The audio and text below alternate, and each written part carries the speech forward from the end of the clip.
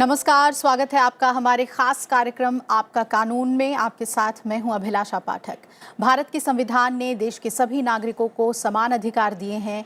सम्मान और न्यायपूर्ण जीवन जीने का हक सभी को हमारे संविधान ने दिया है, लेकिन कई बार जानकारी के अभाव में लोगों को न्याय से वंचित रहना पड़ता है।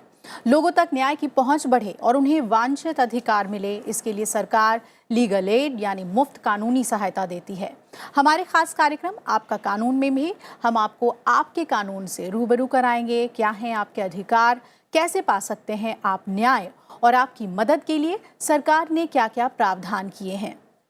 हमारे साथ होंगे कानून जगत के एक्सपर्ट्स जो आपकी समस्याओं का समाधान आपको बताएंगे।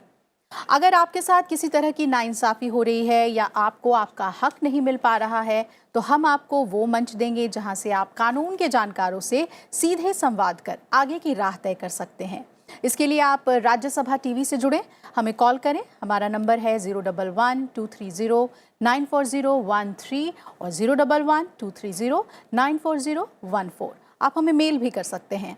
ईमेल आईडी है आपका कानून.rstv@gmail.com और इसके अलावा यूट्यूब और ट्विटर के जरिए भी आप अपने सवाल हम तक पहुंचा सकते हैं।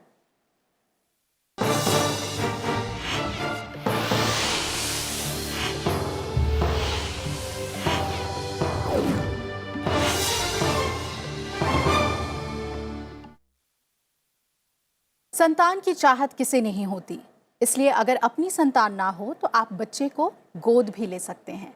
भारत में किसी बच्चे को गोद लेने से पहले कानूनी प्रक्रिया से होकर गुजरना होता है। कई बार जानकारी के अभाव में निसंतान दंपत्ति पैसों का लेन देन करने वाले गिरोह के चंगुल में फंस जाते हैं, जो कि पूरी तरह से अवैध है। आज हम इसी पर चर्चा करेंगे। भारत में किसी बच्चे को गोद लेने के लिए वो जरूरी शर्तें क्या हैं, गोद लेने वाले व्यक्ति के लिए योग्यता क्या होनी चाहिए। हमारा सुझाव है कि अगर आप या आपका कोई जानने वाला किसी बच्चे को गोद लेना चाहते हैं तो इस कानूनी प्रक्रिया का जरूर पालन करें, ताकि आपको किसी परेशानी का सामना नहीं करना पड़े। अडॉप्शन के लिए आप पात्र हैं या नहीं, और अगर हैं तो आपको कैसे अडॉप्शन की प्रक्रिया पूरी करनी है। सेंट्रल अडॉप्शन रिसोर्स अथॉरिटी कारा की इसमें क्या भूमिका है, इन सभी बातों पर हम विस्तार से बात करेंगे। हमारे साथ खास मेहमान जुड़ रहे हैं, आइए उनसे मिलवाते हैं आपको। दीपक कुमार हैं हमारे साथ, जो सीईओ हैं कारा के। बहुत बहुत स्वागत है आपका दीपक जी। धन्यवाद। दीपशिखा भारती हैं हमारे साथ, वकील सुप्रीम कोर्ट से, और साथ ही हमारे साथ हिमांशु शेखर हैं सुप्रीम कोर्ट के वकील। बहुत बहुत स्वागत है आप सभी का। तो आइए हम चर्चा की शुरुआत करें। गोद लेने की जो प्रक्रिया है दीपक जी, कारा उसे देखती है किस तरह से। हम अब भारत में देखें कि क्योंकि कहते हैं कि हमारे यहाँ गोद लेने की जो संख्या है वो बहुत कम है अन्य देशों के मुकाबले, लेकिन अभी हाल के दिनों में बहुत ही सकारात्मक नतीजे भी देखने को मिले हैं। क्या कहेंगे आप? मैं बताना चाहूँगा कि भारत में बेसिकली 2 कानून हैं गोद लेने के लिए जी। एक तो पर्सनल लॉ है हिंदूज़ के लिए, जिसमें कि हिंदू के अलावा जैन, बुद्धिस्ट, सिख, इन सब धर्मों के लिए भी ये पर्सनल लॉ कॉमन है। ये हिंदू एडॉप्शन मेंटेनेंस एक्ट 1956 का धारा है।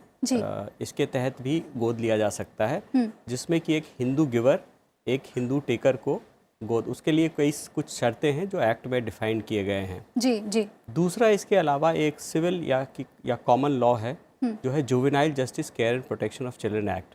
इसका जो लेटेस्ट एक्ट है वो 2015 की एक्ट बोलते हैं, जो जनवरी 2016 से लागू हुआ है जी। इस कॉमन लॉ के तहत किसी भी धर्म के, जाति के लोग बच्चे को अडॉप्ट कर सकते हैं लीगली, और इसी एक्ट को इम्प्लीमेंट करने के लिए देश में जो सेंट्रल अथॉरिटी बनाई गई इस एक्ट के अंदर, वो हमारी सेंट्रल अडॉप्शन रिसोर्स अथॉरिटी है। इस एक्ट के तहत बेसिकली ऑर्फन, अबैंडन और सरेंडर्ड, यानी कि अनाथ, परित्यक्त या जो अबैंडन कर दिए जाते हैं जी, उस तरह के बच्चों के लिए है, उनके केयर एंड प्रोटेक्शन के लिए है, उसके लिए हम परिवार ढूंढते हैं। इसके अलावा जो रिलेटिव्स हैं, जो ब्लड रिलेटिव होते हैं, वो भी इस नियम या इस कानून के तहत अडॉप्शन कर सकते हैं। इसमें हमने एक चीज़ और जोड़ा है इस बार रेगुलेशंस के तहत जी, वो है स्टेप चिल्ड्रन अडॉप्शन। यानी कि जो अगर स्टेप पेरेंट और स्टेप चाइल्ड के बीच में जो लीगल रिलेशनशिप होता है वो अलग होता है पेरेंट और चाइल्ड के बीच में जी, तो उसको भी full legal backing as good as a biological child, अगर हम अपने बच्चों के स्टेप चाइल्ड को फैमिली पूरी इंटीग्रेट हो सके, इसके लिए पहले कोई कानून नहीं था, बट नया रेगुलेशंस में हमने इसको भी इंक्लूड कर दिया है। यानी सौतेले माँ बाप भी अडॉप्शन कर सकते हैं।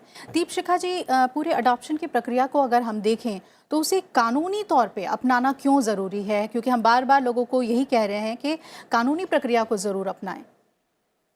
हाँ, वास्तव में कानूनी प्रक्रिया बहुत ज़रूरी है, क्योंकि आजकल लोग जो होते हैं वो कभी पेमेंट दे देते हैं, कभी पैसे लेकर जो है बच्चे को एक तरह से ख़रीद लेते हैं, और माँ बाप जो है वो जो रियल माँ बाप नहीं होते हैं, कभी कभी रियल माँ बाप भी जो है वो आर्थिक स्थिति की वजह से सेल करते हैं बच्चों को। तो उससे क्या होता है कि कानूनी प्रक्रिया जो है उन पे कंट्रोल करती है, और कानून को एक तरह से उनको बाउंड करती है कि आप कानून के जो है एडॉप्शन एंड मेंटेनेंस एक्ट बना है ना 1856 का, उसको देखते हुए आप उस प्रोविज़न के अंदर आप जो भी करना हो करिए जी। जो भी अथॉरिटीज़ है जो फ्रेम करते हैं कि किस तरह से आप अडॉप्ट करिए, उस अथॉरिटी के जो प्रोविज़न है उसको आप फॉलो करिए। और आप जो है कहते हैं कि जो बीज और रक्त से मनुष्य जो है वो उत्पन्न होता है, उसके पहले वो अपने पिता और माता के वो पहले मतलब माता पिता उसके उत्पन्न हो जाते हैं, और वो उसको उस माता पिता को एक तरह से उनको त्यागने का, उनको किसी को देने का अधिकार होता है। लेकिन जो अधिकार इलीगल हो, जो अवैध हो, वो अधिकार जो है वो कानून के तहत ही उसको प्रिवेंट किया जा सकता है। जी। कहते हैं कि भारत में जो अडॉप्शन की जो लॉज हैं वो बहुत ही जटिल हैं, कॉम्प्लिकेटेड हैं। क्या वाकई में ऐसा है, या फिर सिर्फ क्योंकि इसमें कानूनी प्रक्रिया आ जाता है इसलिए भी लोग पीछे हटते हैं, या कानूनी प्रक्रिया का पालन नहीं करके अडॉप्ट करना चाहते हैं? नहीं, देखिए, एडॉप्शन के लिए तो लॉ है, हिंदू में है।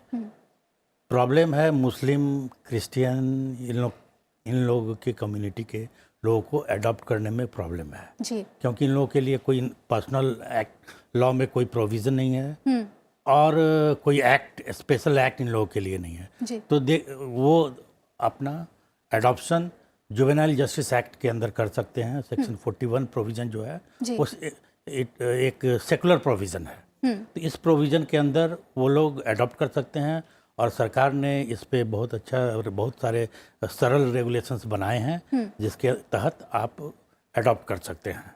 किसी भी धर्म के लोग हो सकते जी। हैं। तो कानून में जो योग्यता पात्रता की जो शर्तें जो रखी गई हैं वो क्यों ज़रूरी हैं, ये हमें अपने दर्शकों को समझाना बहुत ज़रूरी है, क्योंकि एक बहुत बड़ी जिम्मेदारी होती है अभिभावक बनना, पेरेंट्स बनना।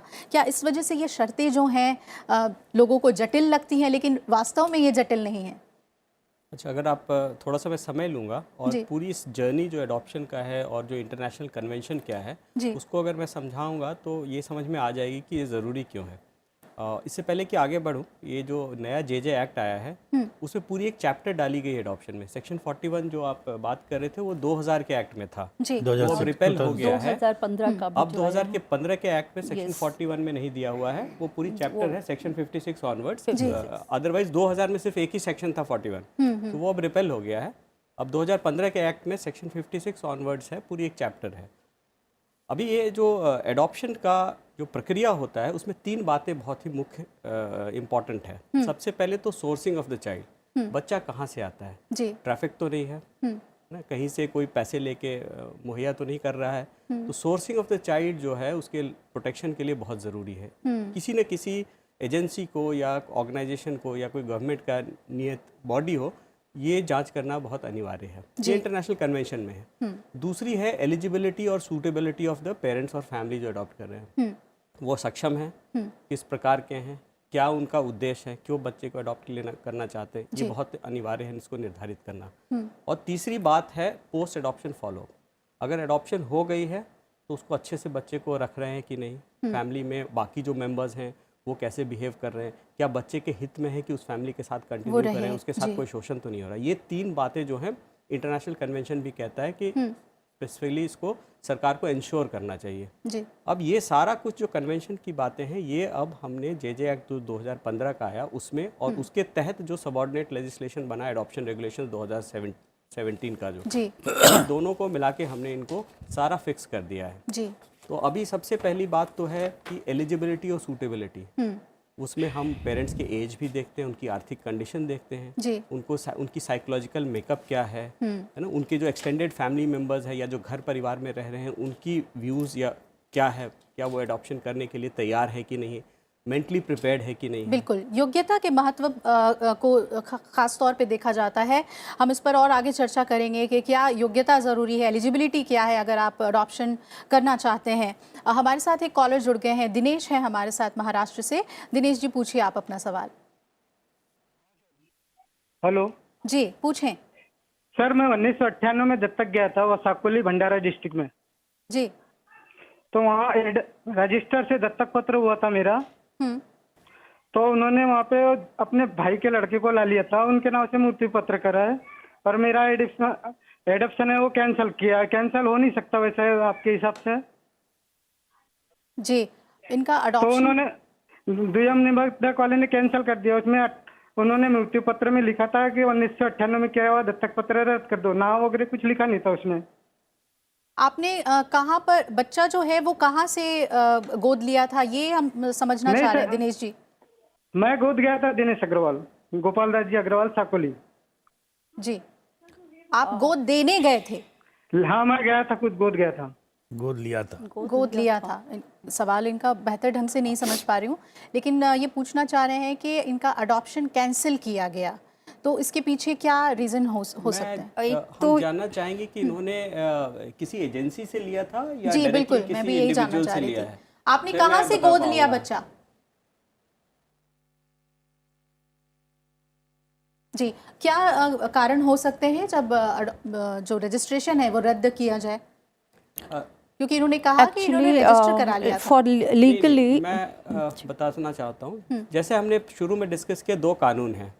हिंदू एडॉप्शन मेंटेनेंस एक्ट में क्या है कि डीड बना के एडॉप्शन कंक्लूड कर दिया जाता है, जी और उस हिंदू एडॉप्शन मेंटेनेंस एक्ट में कोर्ट में आप तभी जाते हैं जब आपके पास गिवर नहीं है। अगर बच्चे के जो जैविक माता पिता या जिसके पास बच्चा, जिनके गार्डियनशिप लीगल गार्डियनशिप में है, उसको गिवर बोलते हैं, जो देना चाहते हैं, और लेने वाले एडॉप्टिव पेरेंट्स हो गए। जी तो अगर कोई गिवर नहीं है तो हिंदू एडॉप्शन मेंटेनेंस एक्ट में अगर गिवर और टेकर दोनों हिंदू होते हैं और गिवर नहीं है, देहांत हो गया है, निधन हो गया है, नहीं है, तो वो कोर्ट का परमिशन लेते हैं और डीड जो है वो एडॉप्शन को कंप्लीट करता है। और हामा का सेक्शन कहता है कि अगर ये डीड बन गया तो इररिवोकेबल है और उसको कैंसिल नहीं हो सकता। कैंसिल नहीं हो सकता, ठीक है। लेकिन अगर मान लीजिए किसी एजेंसी से, अनाथाश्रम से या कहीं से बच्चा है, तो वो तो जुवेनाइल जस्टिस एक्ट के अंदर कवर्ड है। उसमें अगर इन्होंने गलती से डीड या कुछ बनाया तो वो तो वैसे ही इलीगल हो जाएगा।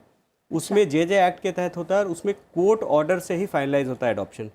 उसमें जब तक कोर्ट में, फैमिली कोर्ट या डिस्ट्रिक्ट कोर्ट या सिटी सिविल कोर्ट, ये कॉम्पिटेंट कोर्ट्स होती है, वहीं से एडॉप्शन ऑर्डर पास होती है। जी उसमें जे एक्ट में एक प्रोविजन है जिसको हम डिसोल्यूशन ऑफ एडॉप्शन भी कहते हैं। अगर किसी कारणवश मान लीजिए फैमिली और वो बच्चा आपस में नहीं रह सकते हैं या, तो डिसोल्यूशन की प्रावधान है, बट सेम कोर्ट में जाके उसको डिसोल्यूशन ऑर्डर लेना पड़ता है।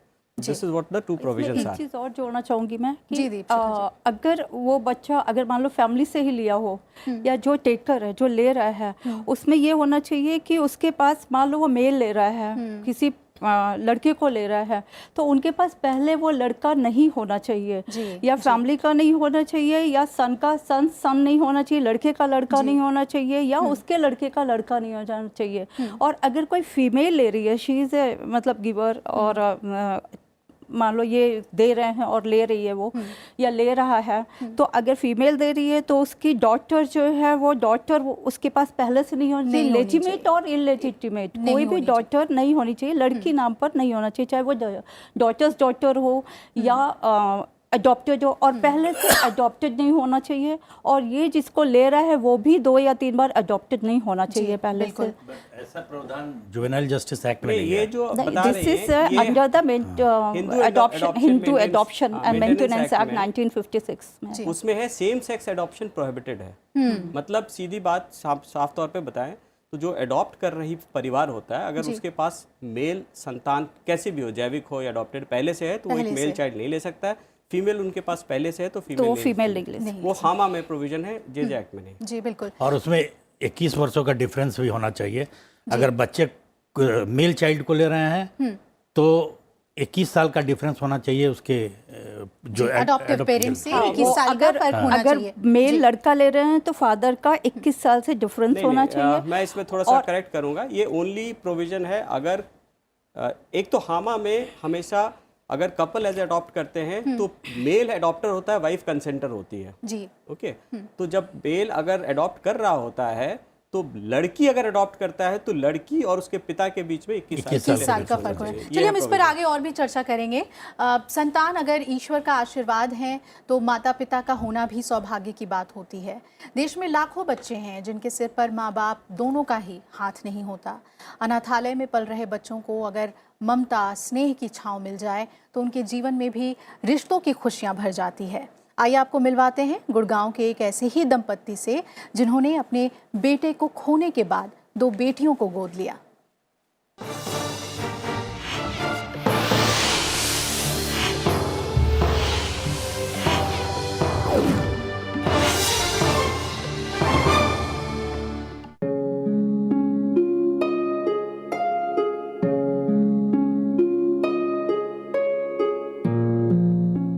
विक्रांत अब कभी वापस नहीं आएंगे। कर्नल जयंत कुमार अक्सर अपने बेटे की तस्वीर को देखते रहते हैं। अपनी जिंदगी में आए खालीपन को दूर करने के लिए जयंत कुमार ने 2 बेटियों को गोद लिया।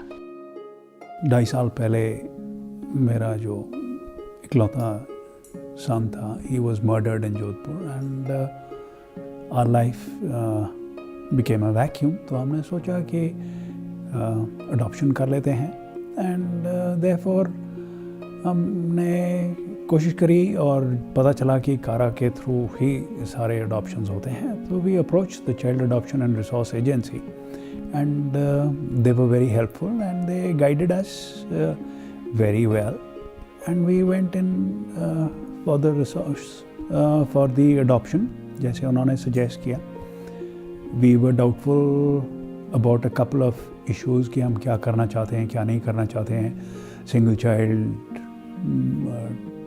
siblings, newborn baby or whatever। तो उन्होंने they were very open, very professional in their guidance and we have now adopted 2 daughters।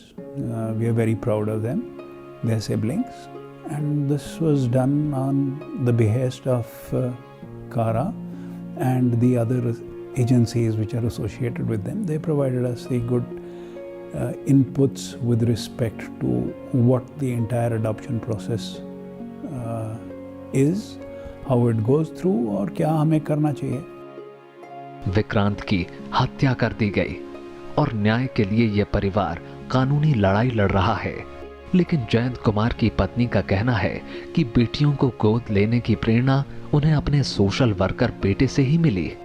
Vikrant जब जीवित थे तब वो अक्सर अपने माता पिता से बेटी गोद लेने को कहते थे।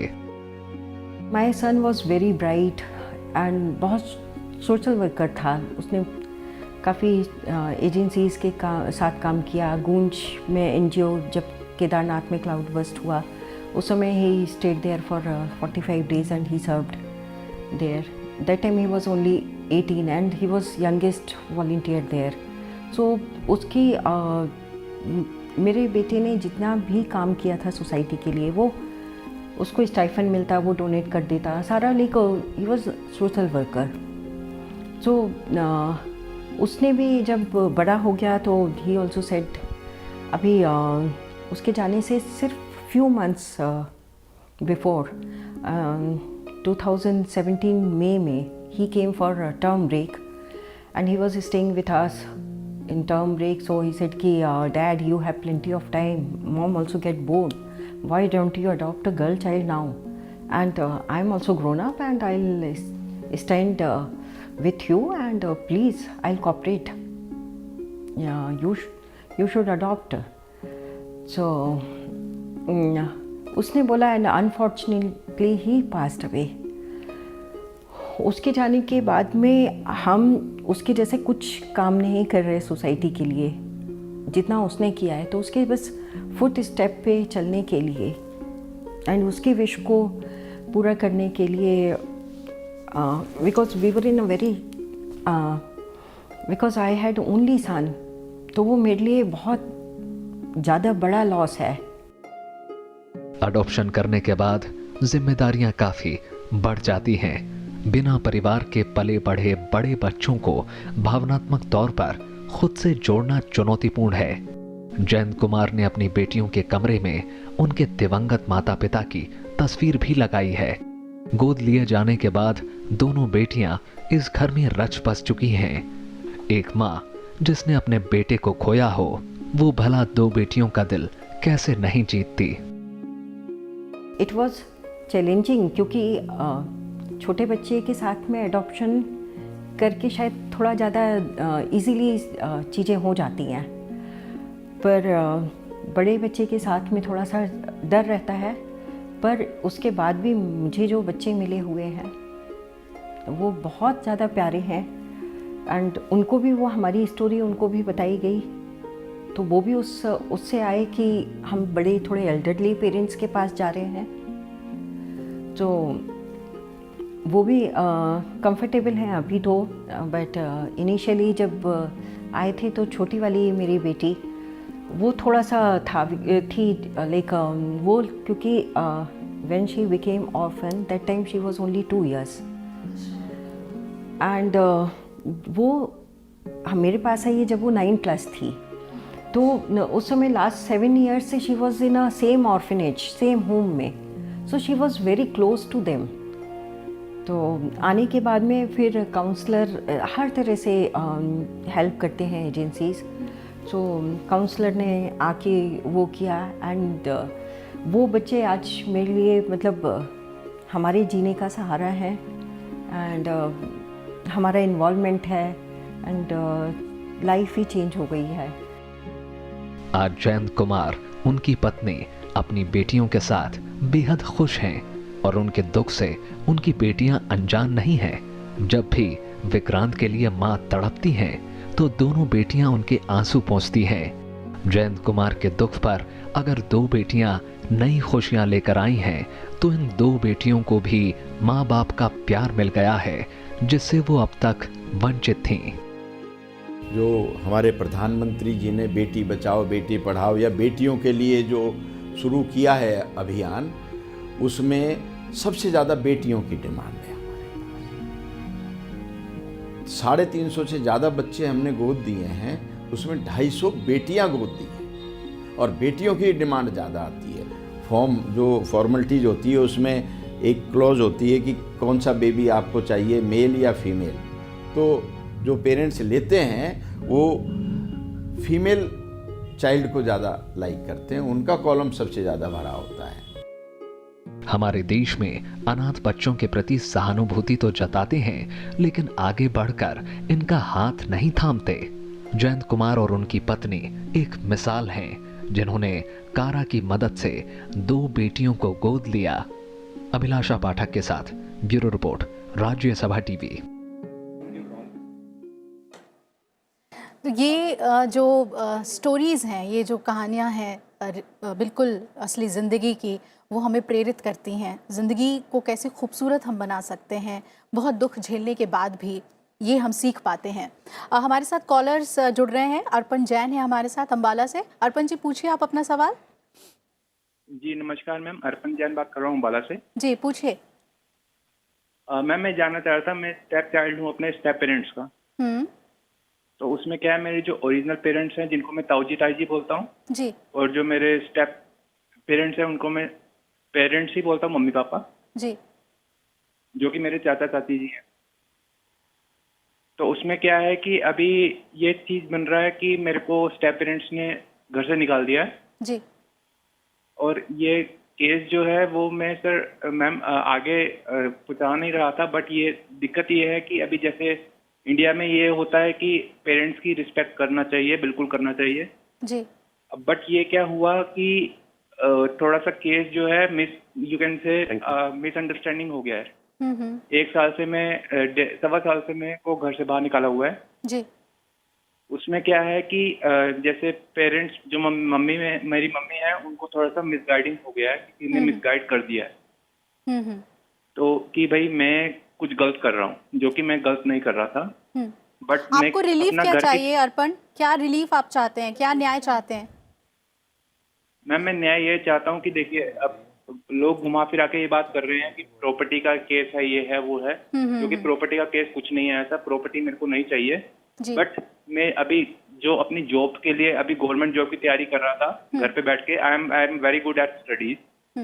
तो जो मैं जॉब गवर्नमेंट जॉब के लिए तैयारी कर रहा था, तो मम्मी ने उसी टाइम मेरे को, मतलब मेरे को नहीं पता कि किसने मिसगाइड किया है, उसी टाइम घर से बाहर निकाल दिया। जब ठीक है, मैं ट्राई चलिए कर रहा आपके था, अधिकार क्या हैं? एक दत्तक पुत्र होने के नाते आपके अधिकार क्या हैं, आप ये समझना चाह रहे हैं। Adoption from step parents case जो होते हैं उसमें क्या है? अगर मान लीजिए अडॉप्ट हुआ बच्चा, बाद में उसकी बहुत ज़्यादा नहीं बनी माता पिता के साथ, तो भी उसके अधिकार क्या हैं, कानूनी हक क्या हैं बच्चे के? सबसे पहले तो मुझे लग रहा है ये एडल्ट हैं, ये 18 साल से ऊपर हैं जी। और मैं बताना चाहूँगा कि स्टेप पेरेंट की एडॉप्शन का प्रावधान 2017 का जो रेगुलेशंस हमने लाया उसके पहले कोई भी कानून में नहीं था। जी।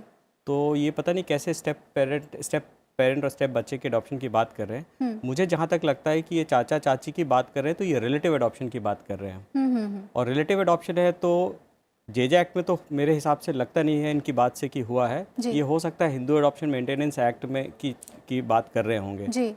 उसमें क्या डीड बना के लीगलाइज हुआ था या वैसे ही सेरेमनी से ये फाइनलाइज हुआ है? जी। बिकॉज ये जानना बहुत ज़रूरी है कि ये इसके लिए इनके पास कुछ लीगल है या नहीं। सेरेमनी वैलिड है?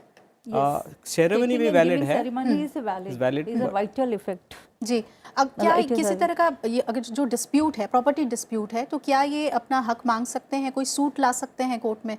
देन इनको प्रूव करना पड़ेगा, ये कोर्ट में ये प्रूव करना पड़ेगा कि यहाँ पर टेकिंग एंड गिविंग सेरेमनी हुई है, कोई जैसे आपने कहा कि डीड हुई है कि नहीं हुई है, और इनके पास अगर कोई वेस्टेड प्रॉपर्टी खुद की है तो इनके जो अडॉप्टिव मदर एंड फादर हैं, अडॉप्टिव फादर ही कहेंगे उनको, मदर कहेंगे अडॉप्टिव, वो जो है उस राइट को तो नहीं हटा सकते, but he can not claim that right without that, बिना इस डीड के कोई दस्तावेज या बिना किसी सेरेमनी को प्रूफ किए हुए ये नहीं ले सकते हैं।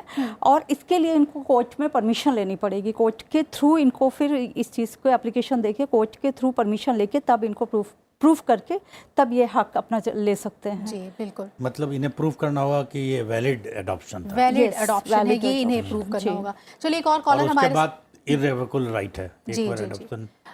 आइए हमारे साथ एक और कॉलर जुड़ रहे हैं, उनका कॉल ले लेते हैं। जी कृष्णा है हमारे साथ चेन्नई से। कृष्णा जी पूछिए आप अपना सवाल। जी हाँ, मेरा नाम कृष्णा है जी। हाँ, और मैं चेन्नई से बात कर रहा हूँ। हम लोग ने अडॉप्शन फरवरी 2018 में सबमिट किया था, और मेरा क्वेश्चन है regarding the adoption leave for adoptive mother. जहाँ तक मेरी जानकारी है, अडॉप्शन जो मैटरनिटी लीव रहती है वो 3 महीने की छुट्टी तभी मिलती है जब baby is less than 3 months old. But I doubt कि हमें मतलब एक बच्ची या बच्चा मिले जो 3 महीने से कम की उम्र का हो। जी जी। तो ऐसे स्थिति में जैसे मदर और बच्चे का बॉन्डिंग शुरुआत के दिनों में काफी इम्पोर्टेंट रहता है, तो क्या ऐसा कुछ नहीं किया जा सकता जिससे कि मैटरनिटी लीव की जो एंट्री एज है मतलब सिर्फ 3 महीने तक सीमित ना रहे, और मतलब इवन 2 साल तक की बच्ची के लिए भी वो अडॉप्शन लीव का कुछ लॉ बना जा सके? जी कृष्णा जी, हम पूछते हैं है क्या वाकई में 3 महीने से छोटे बच्चों के लिए ये मैटरनिटी बेनिफिट एक्ट है, उसकी एक अमेंडमेंट भी आई है 1-2 साल पहले, उसको मैटरनिटी बेनिफिट अमेंडमेंट एक्ट बोलते हैं। उसमें 2 बदलाव की गई। एक तो ये 3 महीने की छुट्टी को, लीव को, जो मैटरनिटी लीव है उसको बढ़ा के 6 महीने कर दिया गया। दूसरा था लीव की कमेंसमेंट होती थी जब लीगल एडॉप्शन ऑर्डर आ जाता था उसके बाद, बट कई बार लीगल एडॉप्शन ऑर्डर आने में वक्त लगता था, तो जब से प्री एडॉप्शन फॉस्टर केयर में बच्चा फिजिकल कस्टडी में आ जाता है तब से ये लीव शुरुआत होने की प्रावधान हो गई। तीसरी बदलाव जो आई वो थी, पहले लीव 1 साल के उम्र के बच्चे ख़त्म होने के एज होने के पहले लीव ख़त्म करनी पड़ती थी जी। उसको चेंज करके स्टार्टिंग 3 महीने के पहले कर दिया गया। तो बाकी सब चीज़ें तो ठीक है, बट इनका कहना बिल्कुल सही है कि 3 महीने से छोटा बच्चा जेजे एक्ट के तहत अडॉप्ट बहुत कम ही हो पाते हैं, तो मैक्सिमम लोगों को ये बेनिफिट से अभी मेरे ख्याल से वंचित रह जा रहे हैं। तो हमने इसका ऑलरेडी पॉलिसी में चेंज के लिए हमने DOPT को फॉर गवर्नमेंट दिस जी। थिंग, और जो मिनिस्ट्रीज़ हैं जो छुट्टी और इसकी जो नोटिफिकेशंस करते हैं उनको हमने लिखा है, और हम कोशिश कर रहे हैं कि इनका कहना बिल्कुल सही है कि किसी भी उम्र का बच्चा हो उसकी बॉन्डिंग के लिए, उसको इनिशियल देख रेख के लिए छुट्टी मिलना चाहिए। तो हम उसके लिए प्रयत्न कर रहे हैं कि उसमें ये भी बदलाव आ जाए ताकि किसी को इससे वंचित ना रहे इस बेनिफिट से। एक और कॉलर हमारे साथ जुड़ गए हैं बेंगलोर से, हमारे साथ संदीप हैं। पूछिए संदीप जी। हाँ, एक्चुअली मेरा ये सवाल है कि नॉर्मली अडॉप्शन अगर मैं शुरू करता हूँ जनवरी 2020 से, सपोज मैं आज फॉर्म फिलअप किया वगैरह, तो उसके बाद मेरा फर्स्ट रेफरल जो शुरू होगा, अभी बाय द वे मैंने कुछ फ्रेंड लोगों से भी बात किया है, तो मेरा जो फर्स्ट रेफरल शुरू होगा वो ऑलमोस्ट 2022 जनवरी के बाद शुरू होगा। तो इतना लंबा प्रोसेस, आप भी बता रहे थे कि कई सारे बच्चे हैं जिनको एडॉप्टिव पेरेंट्स चाहिए, बट इतना लंबा वेटिंग पीरियड थोड़ा सा डिमोटिवेट करता है। तो जी दीपशिखा जी, आप क्या कहना चाहेंगे इसके लिए कि क्या जो प्रोसेस है वो थोड़ा सा टाइम बाउंड किया जाए, थोड़ी जल्दी हो, या फिर जल्दी ना करने के पीछे बहुत सारी चीज़ें जो सुनिश्चित करती है एजेंसी और कारा, वो एक वजह है? कारा एज़ यूजुअल जैसे ये एक फ्रेम करते हैं, रेगुलेशन फ्रेम करते हैं, तो इसमें जो है सुप्रीम कोर्ट की कुछ गाइडलाइंस भी है। अदरवाइज ये टाइम बाउंडेशन एक तरह से ज़रूरी भी है जी, बिकॉज अगर आप कोई बच्चा अडॉप्ट कर रहे हैं तो there is so many things, बहुत सारी चीज़ें भी देखनी पड़ती है, फिर वो स्टेप बाय स्टेप प्रोसीजर जो होता है, इसलिए इसमें टाइम बाउंडेशन का एक वो है कि ये भी एक इम्पॉर्टेंट रोल प्ले करता है जी, कि उन 2 सालों में बहुत सारी चीज़ें सुनिश्चित करनी होती है। आप होम रिपोर्ट भी मैं थोड़ा सा इसको मैं बताना चाहूँगा। 3.5 साल पहले जब मैं कारा ज्वाइन किया था, उस समय वेट पीरियड जो है, ये रेफरल की वेट कर रहे हैं, उसके बाद कई सारी प्रक्रिया होती है, उसके लिए टाइमलाइंस निर्धारित है। जैसे 10 दिन के अंदर कोर्ट में पिटीशन फाइल होगा, 20 दिन के अंदर एडॉप्शन कमेटी उसकी मीटिंग करती है, 2 महीने के अंदर कोर्ट ने ऑर्डर देना है, तो हर चीज़ की टाइमलाइन फिक्स्ड है। ये बात कर रहे हैं कि जब ये रजिस्टर करते हैं और रेफरल जो पहला मिलता है उसकी वेट की पीरियड में, तो ये मैं आपको बताना चाहूँगा कि मेरे पास हर महीने तकरीबन 1000 फैमिलीज या पेरेंट हैं जो रजिस्टर करते हैं, और मेरे पास जो लीगली फ्री होते हैं बच्चे छोटे, भारतवर्ष में जनरली सारे लोग 6 साल से कम उम्र के बच्चे लेने चाहते हैं जी। बड़े बच्चे की रिक्वायरमेंट या चॉइस बहुत कम फैमिलीज के पास है जी। तो हम 300 से 350 बच्चे ही हम हर महीने छोटे बच्चे जो हैं नॉर्मल, उनको लीगली फ्री कर पाते हैं पेरेंट्स में देने के लिए। तो हर महीने 600-650 फैमिलीज जो हैं वो क्यू में जुड़ते जा रहे हैं। तो आज अगर जैसे हम यहाँ बैठ के बात कर रहे हैं तो तकरीबन 25,000 फैमिलीज हैं जो हमारे पास रजिस्टर्ड हैं, वेटिंग फॉर अडॉप्शन है। तो ये क्यू लंबा होते जा रहा है, इसलिए वेट पीरियड बढ़ रहा है। 3 साल पहले ये 8-9 महीने था, अभी तकरीबन 2 साल हो गया है जी। तो ये थोड़ा सा हम कोशिश कर रहे हैं कि ना हमारे दायरे में ज़्यादा बच्चे आएँ चाइल्ड केयर इंस्टीट्यूशन से, तो ताकि ये वेट पीरियड को कम किया जा सके। जी बिल्कुल। एक मेल है हमारे पास, हम लोग बच्चा लेने के लिए इच्छुक हैं, गोद लेने के लिए, हमारी कागजी कार्रवाई भी हो गई है। एक दिक्कत आ रही है, हम दोनों 45 और 46 की उम्र के हैं, इस वजह से कुछ बातें हमें कारा एजेंट द्वारा बताई गई, मुझे उस बारे में जानकारी चाहिए। दीपक जी, पहला सवाल है, क्या हमें 4 साल से कम उम्र का बच्चा नहीं मिलेगा? क्या मिशैप सर्टिफिकेट 40 साल के कम उम्र के रिश्तेदार दंपति का होना ज़रूरी है? 40 से ज़्यादा उम्र के अनमैरिड रिश्तेदार से ये सर्टिफिकेट क्या हम नहीं ले सकते? और कोई भी रिश्तेदार इस तरह की सर्टिफिकेट स्टैम्प पेपर पर देने से कतराते हैं। ये तमाम कुछ बहुत ही लीगल टर्म्स भी हैं इसमें, ये समाधान बताएं इनका।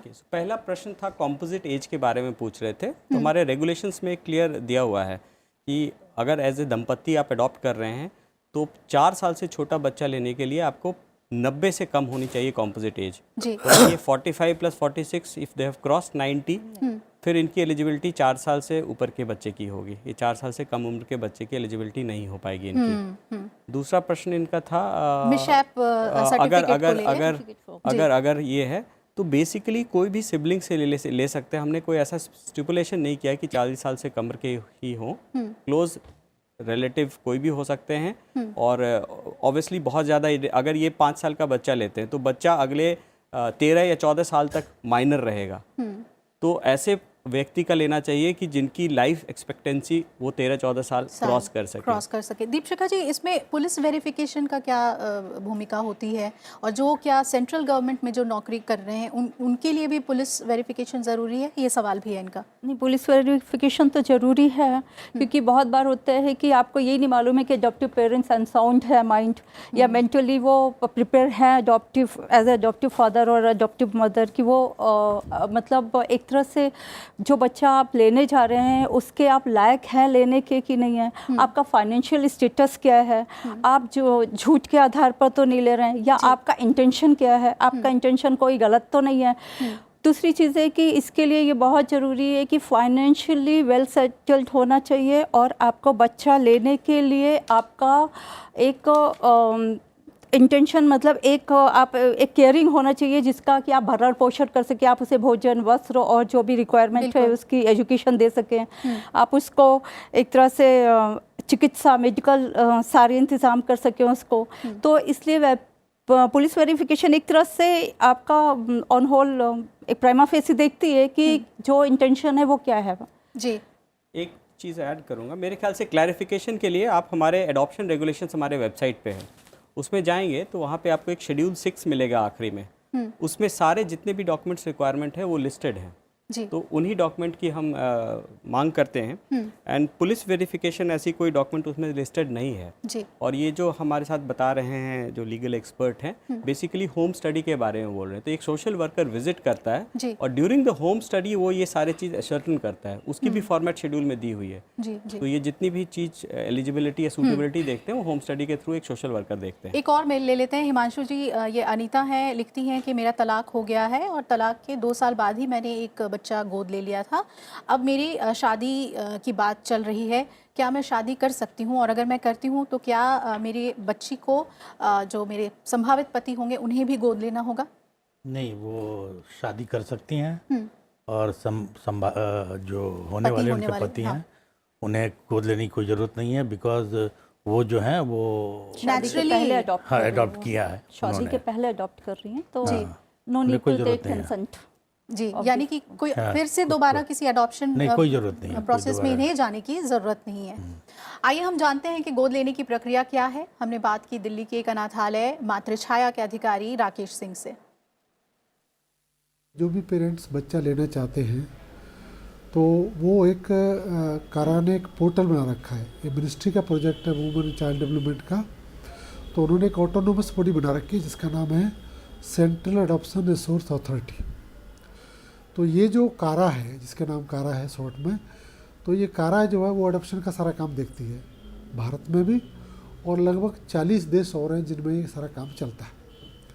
तो भारत में जैसे किसी को बच्चा अगर गोद लेना है तो उन्होंने एक ऑनलाइन फॉर्मेट बना रखा है। उस ऑनलाइन फॉर्मेट पर कोई भी पेरेंट्स जिनको बच्चा लेना है, जो बच्चा लेना चाहते हैं, उसको ऑनलाइन भर सकते हैं। ऑनलाइन भरने के बाद क्या होता है, एक 5-6 तरह के डॉक्यूमेंट्स हैं जो अपलोड करने पड़ते हैं कि आप विदिन 30 डेज, 30 दिन का समय होता है, आप अपनी होम स्टडी करवा लीजिए। तो होम स्टडी में क्या होता है कि जो कुछ भी इंफॉर्मेशन आप ऑनलाइन भरते हैं उसका एक वेरिफिकेशन होता है। तो वो हमारे सोशल वर्कर जाते हैं और वो जा कर के वहाँ उनके परिवार में जा कर के उनसे सारी बात करते हैं, उनके डॉक्यूमेंट सारे चेक करते हैं, उनका रहन सहन देखते हैं, उनका आचार व्यवहार कैसा है, कितनी क्वालिफिकेशन है, क्या इनकम है, मतलब कुल मिलाकर के जितने सारे डॉक्यूमेंट्स हैं, इन्फॉर्मेशन है, उनका सोशल बैकग्राउंड कैसा है, वो सारा देख करके और वो एक होम स्टडी रिपोर्ट बनती है। वो सारी चीज़ भर करके वो एक 12-13 पेज की रिपोर्ट होती है, वो कारा के पोर्टल पे अपलोड कर दी जाती है। फिर वो पेरेंट्स जो है वेटिंग में लग जाते हैं। उसमें एक तो लीगल फ्री सर्टिफिकेट होता है जो CWC जारी करती है, दूसरा डॉक्यूमेंट होता है उनकी CSR होती है, उसकी एक तरह से बैकग्राउंड दी जाती है बच्चे की, कहाँ से आया है, कैसा आया है, उसमें ब्रीफली होता है, उसमें बच्चे का ज़्यादा डिस्क्लोज नहीं किया जाता है, थोड़ी सी इन्फॉर्मेशन उसके बारे में होती है। तीसरी होती है उसकी मेडिकल रिपोर्ट होती है, बच्चे ने जब से आया है तब से उसका मेडिकली बैकग्राउंड कैसा रहा है, बच्चे को कोई दिक्कत तो नहीं है, कोई बीमारी तो नहीं है, वो सारी चीज़, तीनों चीज़ होती हैं और वो पेरेंट्स को बताई जाती है कि आप उन सारी चीज़ों को देख लीजिए और देखने के बाद 48 आवर्स में अपना जवाब दे दीजिए कि हम बच्चा उसको सिलेक्ट करना चाहते हैं या नहीं करना चाहते हैं। जब बच्चा पेरेंट्स सिलेक्ट कर देते हैं तो फिर क्या होता है, एजेंसी का काम हो जाता है शुरू। एजेंसी क्या करती है कि उन पेरेंट्स को बुला करके विदिन 20 डेज उनकी एक अडॉप्शन कमेटी की मीटिंग की जाती है। उस अडॉप्शन कमेटी की मीटिंग में एक तो मैंडेटरी होता है डिस्ट्रिक्ट चाइल्ड प्रोटेक्शन ऑफिसर, जो गवर्नमेंट की तरफ से तय किया जाता है, वो आते हैं, और 2-3 लोग जो है, एक डॉक्टर होते हैं, और मैनेजिंग कमेटी जो होती है, संस्था की जो मैनेजिंग कमेटी होती है उसके मेंबर्स होते हैं, जो हेड होते हैं वो होते हैं। तो 3-4 लोगों को लेकर के, और सोशल वर्कर होता है, उनको लेकर के एडमिशन कमेटी की मीटिंग की जाती है। तो उनके जितने सारे डॉक्यूमेंट्स हैं वो ओरिजिनल कॉपी उनको देखी जाती है, और उनका वेरिफिकेशन एक तरह से किया जाता है कि वो डॉक्यूमेंट ठीक है, कोई डॉक्यूमेंट की कमी है तो उनको बताई जाती है कि भाई इनको ठीक कर लीजिए। ऐसे करने के बाद अगर वो अप्रूवल हो जाता है, एडॉप्शन कमेटी पास कर देती है कि बच्चा इनको दिया जा सकता है, परिवार ठीक है, इनकम ठीक है, इनकी डॉक्यूमेंट सारे ठीक हैं, तो फिर जो उनको सिलेक्ट कर दिया जाता है कि आप बच्चा जो है ले सकते हैं। और फिर जब उनके लिए यस हो जाता है तो उनके पास एक मैंडेटरी ऑप्शन होता है कि बच्चे को वो कोई मेडिकल टेस्ट करवाना चाहें तो करवा सकते हैं। वो उनके ऑप्शन में होता है, मतलब उसमें कोई ये नहीं है कि वो नहीं करवाएं, वो नहीं करवाना चाहे तो नहीं करवाएं, लेकिन हमारी तरफ से, एजेंसी की तरफ से ये होता है कि वो करवाएं, जिससे बाद में कोई दिक्कत उनके सामने नहीं आए। वैसे एजेंसी का ये फ़र्ज होता है कि उसके बारे में कोई भी दिक्कत है, अगर मेडिकली उसको कोई दिक्कत है, इशू है, तो पेरेंट्स को बताएं, ठीक है। फिर भी उनको ये राइट दिया जाता है कि आप कोई भी टेस्ट करवाइए बच्चे का, और टेस्ट करवा करके उसकी रिपोर्ट आप हमें दीजिए, और उसके बेस पे, जैसे मान लीजिए अगर उन्होंने हाँ भी कर दी है तो मेडिकल के बेस पे वो रिजेक्ट भी कर सकते हैं। तो विस्तार से हमने जाना कि क्या वो प्रक्रिया है, किस तरह से आप एजेंसी में जा सकते हैं, वो आपको गाइड करते हैं, कारा को सीधे आप संपर्क कर सकते हैं और ऑनलाइन रजिस्टर कर सकते हैं, और फिर वो आपको गाइड करते हैं कि कैसे आप अडॉप्शन के लिए आगे बढ़ सकते हैं। एक मेल है हमारे पास, ये कनाडा से हैं, आपका शो ऑनलाइन देख रहा हूँ। मैं भारत से एक बच्चे को गोद लेने के लिए इच्छुक हूँ, और मुझे किस प्रक्रिया के तहत गुजरना होगा, कहाँ के लॉ जो हैं वो मेरे ऊपर लागू होंगे? जी दीपक जी। ये बहुत अच्छा प्रश्न है। बेसिकली ये इंटर कंट्री अडॉप्शंस की बात कर रहे हैं जी। तो मैं आपको बता दूं, भारत जो है हेग कन्वेंशन जो 1993 का उसका सिग्नेटरी है, और कनाडा भी है जी। तो ये बहुत ही सुचारू रूप से भारत और कनाडा के बीच में अडॉप्शन होता है। जैसे भारत में हम सेंट्रल अथॉरिटी हैं, वैसे कनाडा में एक नहीं बट एक से ज़्यादा वहाँ प्रोविंशियल सेंट्रल अथॉरिटीज़ हैं। तो वहाँ 6-7 प्रोविंस है, सबकी एक सेंट्रल अथॉरिटी है। और कनाडा के एडॉप्शन सर्विस प्रोवाइडर्स जो होते हैं इंटर कंट्री एडॉप्शन के लिए, उसको हम बोलते हैं ऑथराइज्ड फॉरेन एडॉप्शन एजेंसीज, आफा।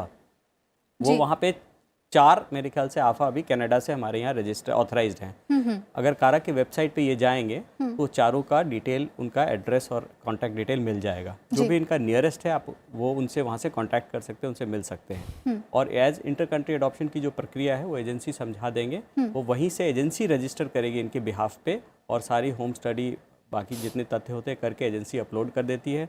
सही समय आने पे हम उनको रेफरल देते हैं, और वो लीगल प्रक्रिया के तहत इंटर कंट्री एडॉप्शन कर सकते हैं, और उसमें बच्चे की सारी हक कानूनी तौर पे हर जगह प्रोटेक्टेड रहता है।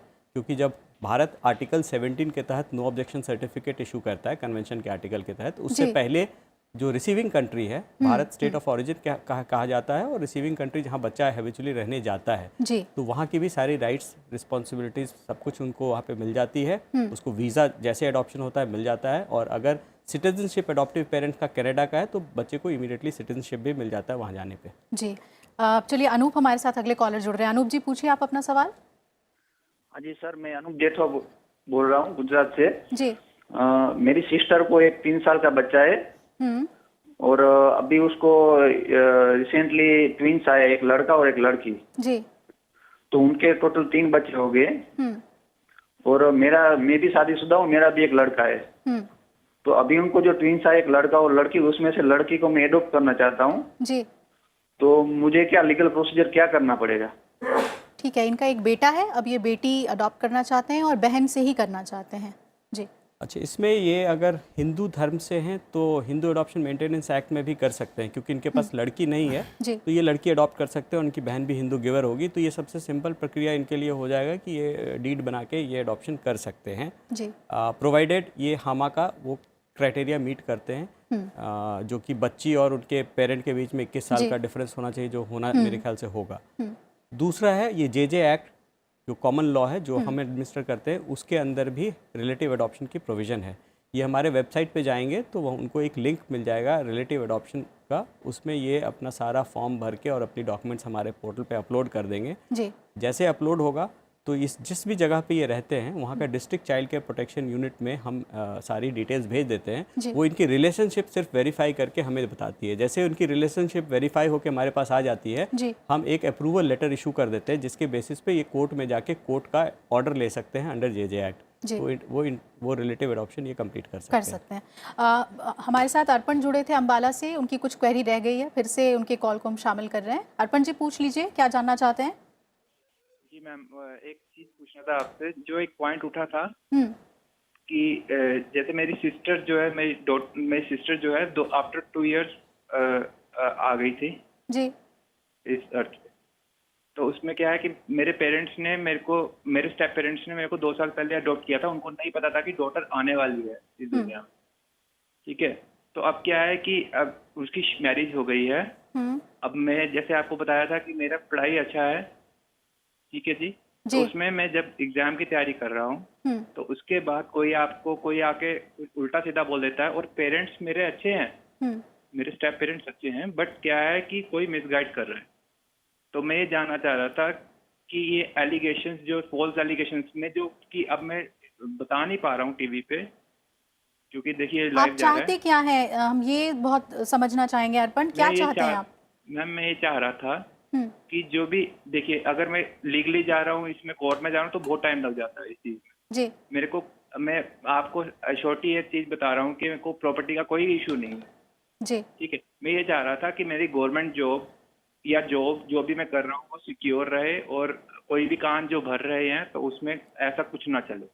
देखिए मेरा भी अपना लाइफ है। चलिए ठीक है, सिक्योर्ड ये कैसे रहें? शायद जिस तरह का पारिवारिक समस्या इनको चल रही है उसमें मुझे लगता है कि ये किस एज में अडॉप्ट हुए हैं, पहली बात तो। दूसरी चीज़ मुझे ये लग रहा है कि ये जो है इनसिक्योर हैं, जिसकी वजह से जैसे ये जो सोशल एजेंसीज होती हैं, जाती हैं घर पर, तो कंसल्टेशन और एक तरह से इनको सोशल एजेंसीज से बात करनी चाहिए ताकि वो जो है इसका समाधान कर सकें। और जो सबसे बड़ा सवाल कि अडॉप्शन लीगल है या नहीं, ये अडॉप्शन लीगल का इनको बताना पड़ेगा कि अडॉप्टेड मीन्स ये किस एज में अडॉप्ट हुए हैं, और ये हिंदू अडॉप्शन एक्ट के तहत 1956 के प्रोविज़न को मीट करते हैं कि नहीं ये। और ये इनको जिन्होंने अडॉप्ट किया है as a adoptive mother and father, जो भी मदर कह रहे हैं कि हमारे साथ अच्छे हैं अदरवाइज, तो उनका इंटेंशन अभी चेंज क्यों हो रहा है? तो वो चीज़ जो है वो इनको एक तरह से कंसल्टेशन करना चाहिए और सोशल एजेंसी से बात करनी चाहिए, क्योंकि कानून के उसमें तो ये जाना नहीं चाह रहे हैं। जी बिल्कुल। एक सवाल है उमेश अग्रवाल जी का, गोद लेने के बाद यदि मूल माता पिता वापस अपना बच्चा चाहें तो गोद लेने वाले दंपत्ति की कानूनी स्थिति क्या होती है? हिमांशु जी क्या करना चाहिए? ये पूछ रहे हैं कि अगर गोद ले लिया उसके बाद माँ बाप कह रहे हैं कि हमें बच्चा वापस हमारा चाहिए, तो क्या करें? ये नहीं हो सकता है जी। They have to take permission from the court. हाँ, वो वापस नहीं ले सकते हैं। तो ऐसे डिस्प्यूट्स क्या दीपशिखा जी कोर्ट में आते हैं जहां बच्चे को वापस मांगा जाता है? वो वापस मांगते हैं, बट ये they can not return that और they can not ask, because वो पूरा एक सेरेमनी के तहत इन्होंने किया हुआ है। एक तरह से अडॉप्ट किया है, इंट्रिंसिक एक इनहेरेंट, मतलब कहना चाहिए कि इनहेरिटेंस पूरा लॉ एक वो होता है कि आप जो है मन से आप अडॉप्ट, किसी को आप गिवर हैं एंड दे आर टेकर। तो आप जब एक को दे रहे हैं और उसकी एक तरह से अपने नेचुरल राइट जो है अपना माँ बाप का, वो आप अडॉप्टिव पेरेंट्स को ट्रांसफर कर रहे हैं, तो again you can not take, again you can not transfer. प्रक्रिया पूरी हो जाने के बाद वो वापस लेकिन कानूनी प्रक्रिया इसमें बेहद जरूरी है। हाँ। और subject to provision of the law की कितने डीड है, क्या क्या सारी प्रोसेस क्या किया है इन्होंने देखना पड़ेगा। एक और कॉलर हमारे साथ जुड़ रहे हैं, मोहम्मद इलियास हैं। पूछिए इलियास साहब, क्या जानना चाहते हैं आप? हेलो जी पूछें। जी मैम, मेरी सिस्टर एक बच्चा लेना चाहती हैं, तो उसके लिए सर क्या फॉर्मेलिटी वगैरह पूरी करनी पड़ेगी, पेपर वगैरह जो भी? फॉर्मेलिटी के बारे में हम लगातार बता रहे हैं। कार्यक्रम आप देखिएगा, ग्राफिक्स के जरिए हम आपको पॉइंट्स में समझा रहे हैं कि क्या डॉक्यूमेंट्स आपको चाहिए होते हैं, कैसे करना होता है। लेकिन इनके मामले में हम ये समझना चाहेंगे क्योंकि सबसे पहले एक एप्लीकेशन दे दीजिए, फिर जाके आपको रजिस्ट्रेशन कराइए। कोई किसी चीज़ की आवश्यकता नहीं है, आप सीधे हमारी वेबसाइट पे जाइए www.cara.nic.in।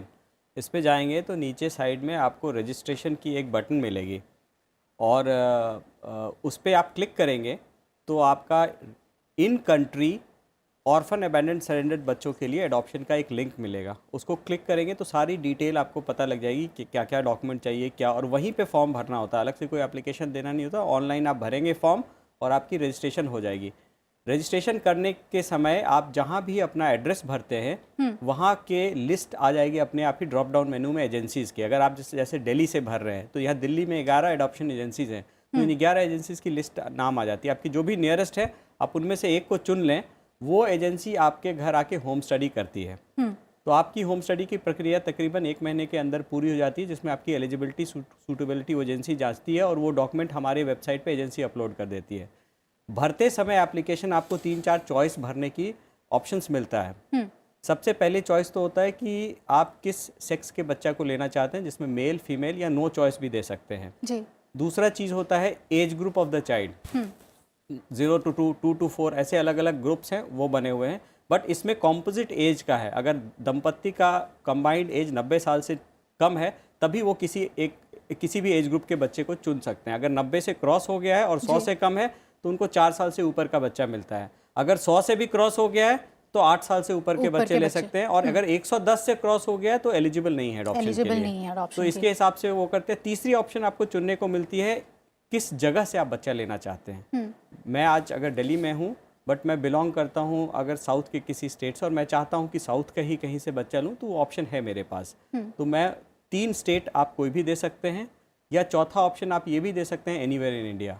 और अगर आप स्पेसिफिक किसी एक ही स्टेट से लेना चाहते हैं तो तीनों चॉइस में आप सेम स्टेट का नाम डाल दें, वो भी ऑप्शन आपके पास है। तो ये चॉइस भर के आप अपना एप्लीकेशन कंप्लीट कर सकते हैं। एक मेल है हमारे पास आनंद शर्मा का, संपत्ति से जुड़ा सवाल है इनका। कह रहे हैं कि मैं दत्तक पुत्र हूँ और संपत्ति को लेकर मेरे भाई बहनों से विवाद चल रहा है, मेरे अधिकार क्या हैं, क्या किस तरह से इनके अधिकार संरक्षित हैं? हाँ, बिल्कुल उनके अधिकार संरक्षित है। उनके वे सभी अधिकार हैं जो एक बायोलॉजिकल चाइल्ड को होता है।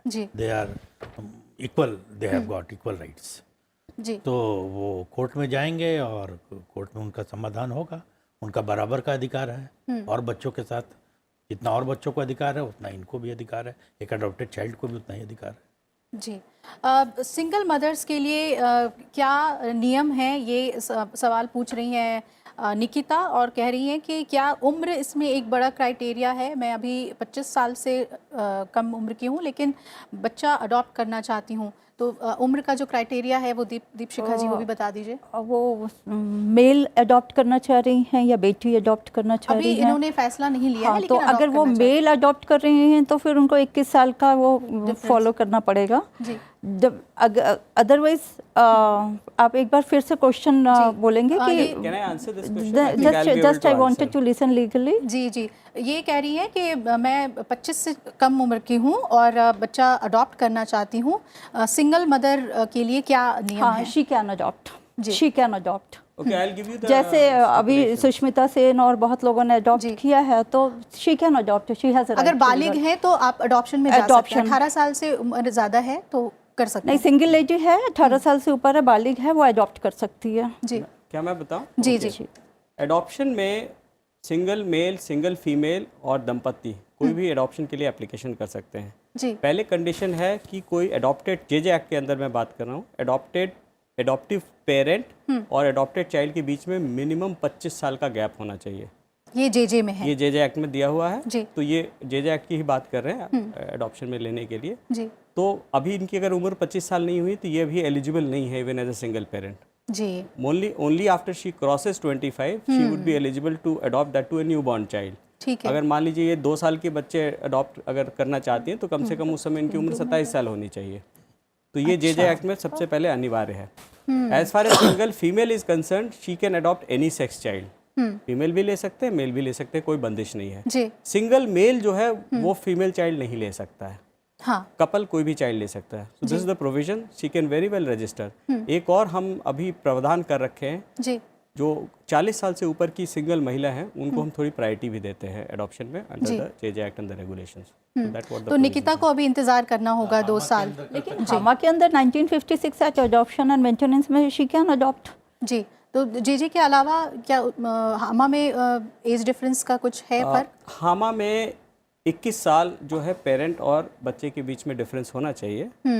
और ये हामा में सोर्स अगर ये रजिस्टर कर रहे हैं तो इसका मतलब है कि कोई गिवर भी होना चाहिए। गिवर भी होना चाहिए। तो अगर ये चाह रहे हैं कि रजिस्टर करके लें तो ऑब्वियसली मैं ये अनुमान लगा रहा हूँ कि ये ऑर्फन अबैंडन या सरेंडर बच्चा किसी ऑर्फनेज से लेना चाहते हैं। जी। तो कोई भी ऑर्फनेज हामा में बच्चा दे नहीं सकता है। जी जी, तो वो ये तो जेजे जेजे के एक्ट के अंदर ही देगा। आएंगे। If she is taking from hormones तब ये जुवेनाइल जस्टिस एक्ट 2015 के तहत ही जाना पड़ेगा। बहुत ही छोटी छोटी बातें हैं, लेकिन अडॉप्शन के लिए जो रास्ता है उसे सरल से सरल बनाया गया है। कई अमेंडमेंट्स भी बाद में किए गए और हम ये उम्मीद करते हैं कि आज अडॉप्शन लॉज को लेकर आप जागरूक हुए होंगे, प्रेरणा भी आपको मिली होगी कि समाज के प्रति जो हमारी जिम्मेदारी है, ना सिर्फ अपने भावनात्मक खुशियों के लिए बल्कि एक जिम्मेदारी के तौर पे भी हमें आगे आना चाहिए और ऐसे बच्चों का हाथ थामना चाहिए जो माता पिता की चाह रखते हैं, उन्हें ज़रूरत है और हमें भी माँ बाप बनने का सुख मिल सकता है अडॉप्शन लॉज के तहत, कानूनी प्रक्रिया के तहत बच्चों को लेकर। अगले हफ्ते 26 जनवरी है और हम गणतंत्र दिवस के दिन परेड का सीधा प्रसारण करेंगे, इसलिए आपका कानून कार्यक्रम 26 जनवरी को हम प्रसारित नहीं कर रहे हैं, लेकिन उसके अगले रविवार हम हाजिर होंगे किसी न किसी नए मुद्दे के साथ जिसमें कानूनी चर्चा होगी। हमारे एक्सपर्ट्स आपको समाधान बताएंगे। फिलहाल आप सभी एक्सपर्ट्स का हमारे साथ बहुत बहुत शुक्रिया जुड़ने के लिए, कानूनी समाधान बताने के लिए। आप कॉलर्स का भी बहुत बहुत शुक्रिया हमें कॉल करने के लिए। फिलहाल इतना ही। जुड़े रहिए राज्यसभा टीवी के साथ। नमस्कार।